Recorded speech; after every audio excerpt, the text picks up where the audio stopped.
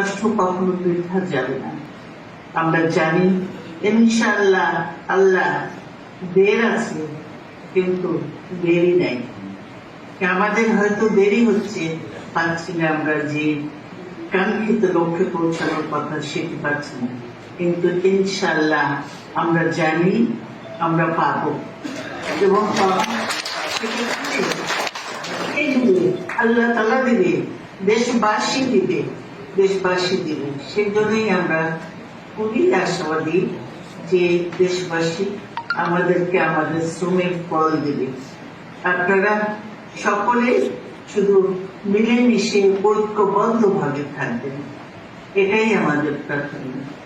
কারণ যে দেশে বহু লোক আছে, বহু দল আছে, বহু জনে আছে যারা সবসময় বিএনপিকে হিংসা করতো, ঈর্ষা করতো, দেখতো, অন্য চোখে দেখতো, কিন্তু সেটা নয়। আমাদেরই হলো আমরা সকলকে ভালোবাসবো, সকলকে স্নেহ দিয়ে কাছে টেনে নিব, এটাই আমাদের লক্ষ্য, এটাই আমাদের উদ্দেশ্য। এবং এই ভালোবাসা দিয়েই আমরা তাদেরকে জয় করব, দেশবাসীর মনকে জয় করব, দেশ ভালো থাকবে।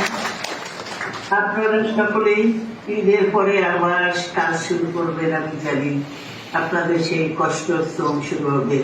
তবে আমি এখন একটু ভালো, আমাদের ডাক্তার সাহেবরা অনেক কষ্ট করেছে, অনেক অনেক কষ্ট করেছে, আমি বলবো না কখনো।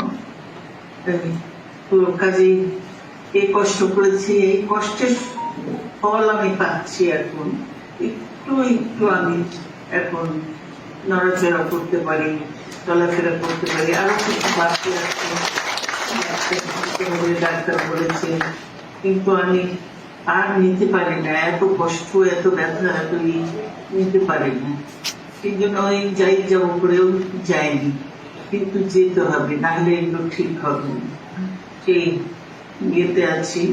তাই আপনারা দোয়া করবেন যাতে আমি সম্পূর্ণ সুস্থ হয়ে অন্ততপক্ষে আপনাদের সঙ্গে যোগ দিতে না পারলেও আপনাদের পাশে থেকে আপনাদেরকে যে কোনো ভাবে সাহায্য করতে পারি, সেটাই আমার লক্ষ্য।